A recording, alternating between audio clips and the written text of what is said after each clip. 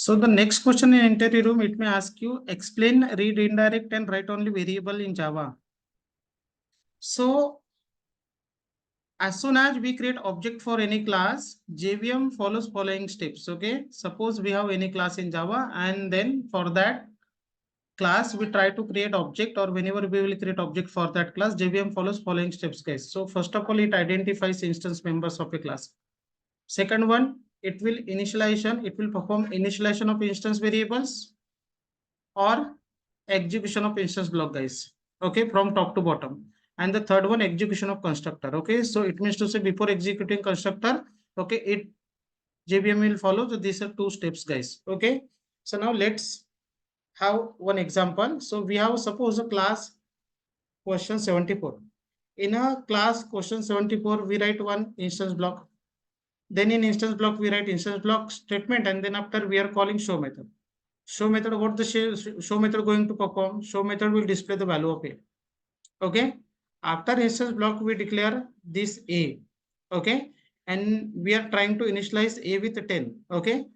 So first instance block, then instance variable we declare, then after we write show method, then after we write one constructor, and then after we write, okay, PSVM, and then from PSVM we create object, guys. Okay.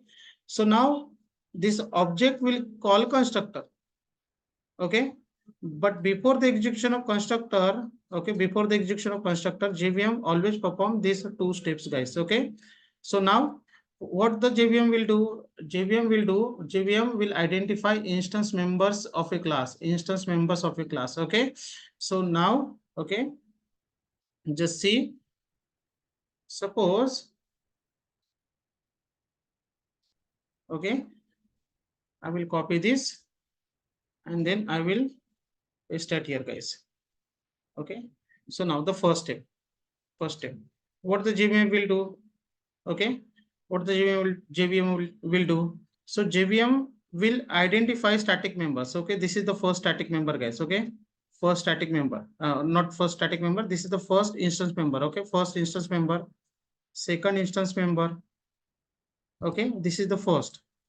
Okay. First instance member, then second instance member. While identifying this instance member, okay, so now A will create memory, and then there will be 0, guys. Okay, there will be 0, and then JVM will set this variable as a read indirect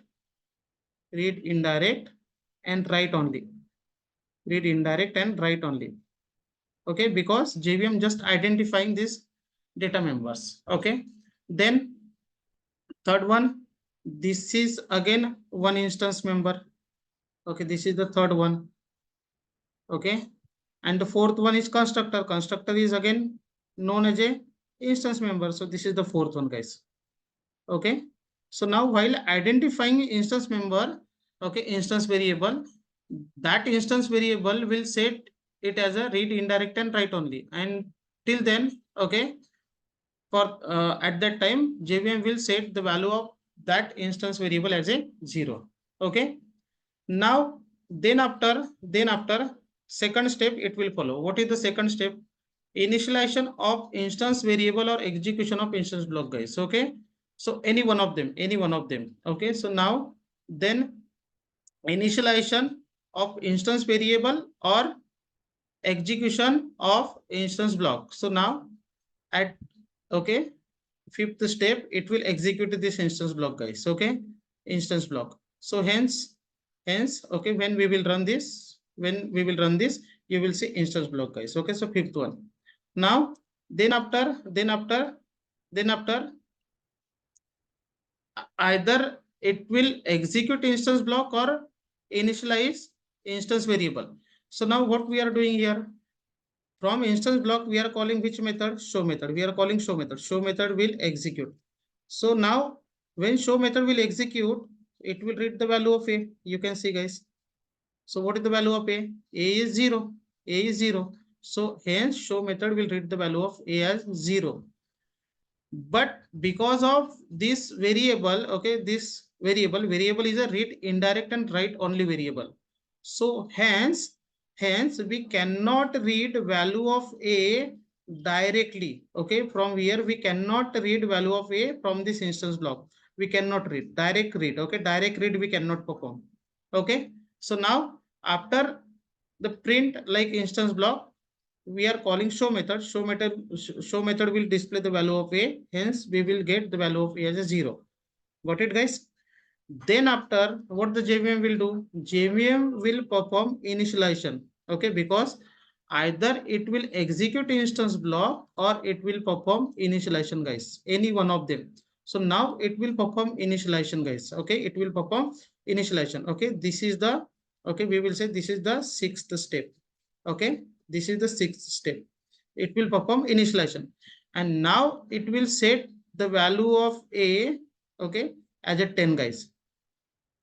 Okay, and now this variable will change as a read and write variable. Okay, till then it was which variable? Read, indirect and write only. Okay, until and unless any variable, okay, doesn't come in read and write mode, till then we cannot read that variable directly from instance block, guys. Okay, we can indirect read that variable, but directly we cannot read that variable. Okay, hence that variable, okay, that variable will known as a read, indirect and write only. Got it, guys?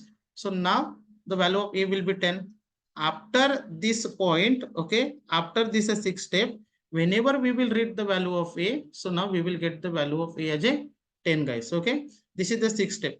Then seventh one, okay, we don't have any instance block or instance variable, okay, to initialize. So now then 7th step, what it will do, it will execute, okay, it will execute this constructor, guys. Okay, because all initialization, okay, completed, all execution of instance block completed, hence it will follow 3rd step, execution of constructor. Hence we are getting instance block 0 and then constructor, guys. Okay, after performing initialization, whenever we will read the value of a, okay, we can direct read or indirect read. Okay, both will work, but before performing initialization, we can always read such a variable indirectly, but we cannot read such a variable directly. Okay, this concept is called read, indirect and write only variable, guys.